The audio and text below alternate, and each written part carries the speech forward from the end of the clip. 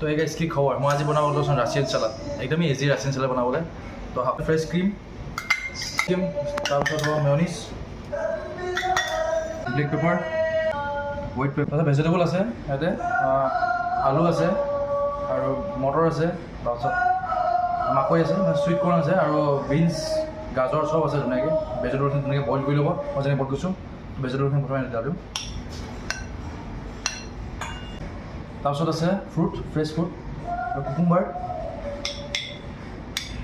cucumber লৈ ল'ব এনেকৈ তাৰপিছত ফ্ৰেছ ফ্ৰুট যেনেকৈ পাইনএপল যি হ'ব যি লয় আপুনি তাত লৈ ধুনীয়াকৈতো লৈ ল'ব ফ্ৰেছ ফ্ৰুট